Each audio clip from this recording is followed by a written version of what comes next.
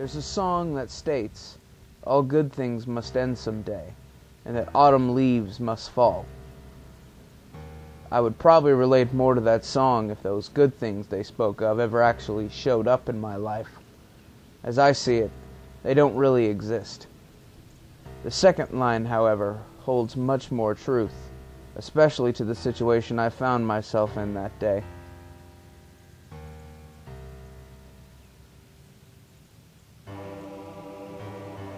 The smell of the rain from last night fills my nostrils. The wind hits me sharply with the cold reminder that summer is over.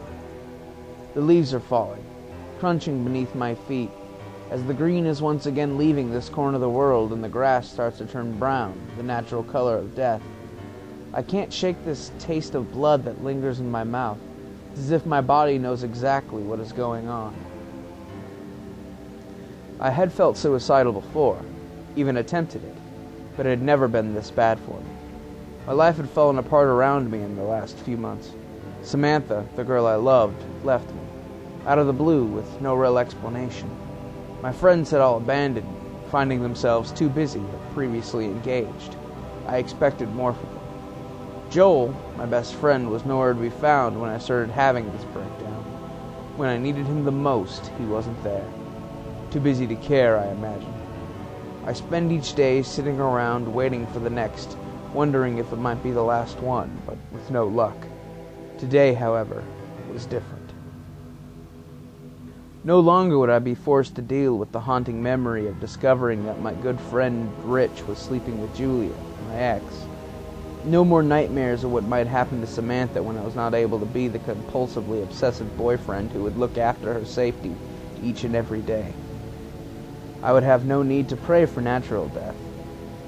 Yes, today is definitely going to be different. I have come to realize that there is no such thing as happiness, no such thing as purpose. Life is a repeated waste of time, and for most people there is no end in sight. Me? Not the case. The dreams that I once had slipped away into the vast expanses of space, carried off by the brisk October wind. That same wind would carry the news of my departure through the hearts and minds of all those who have watched and done nothing over the last few months. Maybe then they would understand. When you need a friend and no one is willing to step up, you begin to lose all faith you ever had in humanity. But humanity wasn't my problem anymore. I came out here today to escape the hell that is life on this planet, and this time I'm prepared. I have everything planned out. Interestingly enough, this date has no special significance, except that it happened to be the date that I randomly put my finger on when pointing at a calendar. What kind of game is that?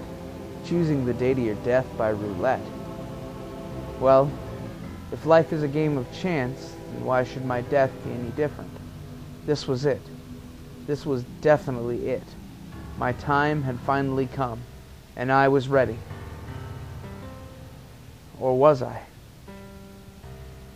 Now that I'm here, rope in hand, I don't know that I'm ready. It's the single most horrifying thing that I've ever done.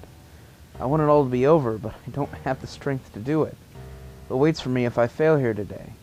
Pain, suffering, heartache, betrayal, hate, anger, loss. I've had enough of these things already, and I don't think that sticking around to experience more is really in my best interest. I have been burned far too many times to pretend that this life is worth living.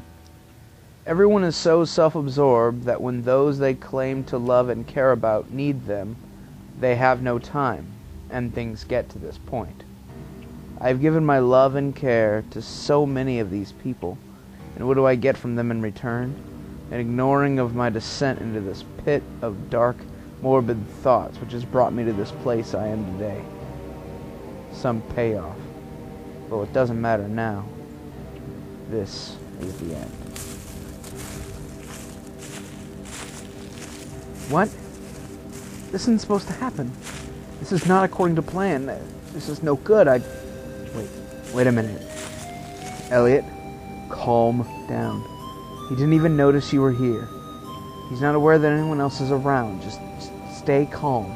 Don't draw attention to yourself. Stay calm. Oh, He's got a gun. I see my visitor has plans of his own to take care of here today. Well, hey, at least I won't be alone.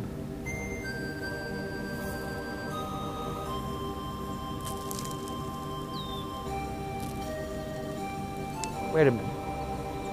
I know that face. I know that face anywhere. Joel? What's he doing?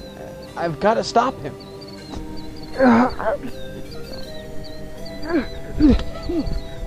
Joel! What the hell are you doing? I was, just taking a walk. With a gun? Whoa. Jesus Christ, Joel. You weren't going to shoot yourself. What's it matter to you anyway? What the hell is that supposed to mean? I'm your best friend. Are you? Where were you when my father died? Friend. Your father? Yeah. And where were you when I found out my fiance was cheating on me? Where were you then? Friend. Christine? What? Just go away, Elliot. Don't come to me now pretending that you care just because I had a gun in my hand. I've always cared. I just had no idea. You had no idea? Where the hell have you been? Look, I got my own damn problems, Joel. It isn't exactly like you've been there for me either. And what do you mean by that? You hear Rich is dating Julia? What? For how long? About 3 months. He's the... Worst friend a guy could have? Yeah, I know. No. He's the... What? He's the one that Christine cheated on me with.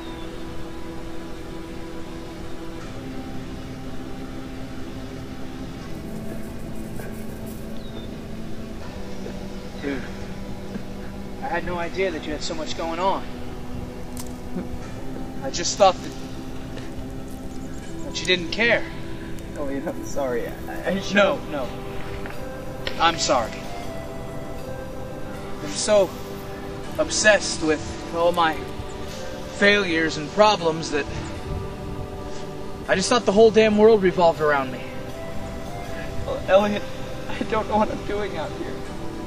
I just got so overwhelmed and everything just hit me all at once. Shh. It's gonna be okay, Joel. Come on. I'm gonna take you home. Yes, I'm guilty. We're all guilty. We get so wrapped up in ourselves that we forget that there are other people in the world that have problems too. Should it have taken me seeing my best friend trying to kill himself to snap me out of my own little reality? The truth is, no. It shouldn't have. But it did.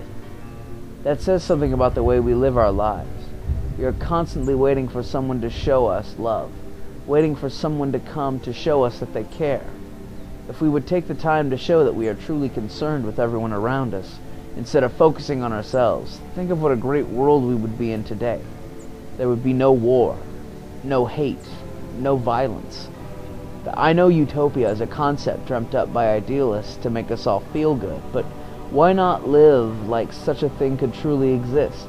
Why live our lives wallowing in our own misery when we could be reaching out to show concern and care for everyone around us? This would bring our lives more purpose than any other person could bring to us. We do not need other people to bring us our happiness. We need to make our own. There's a musical with a song entitled Happiness, and this song concludes with 2 lines that sum up everything I've learned today, better than anything else I could say. Happiness, it says, is anyone and anything at all that's loved by you.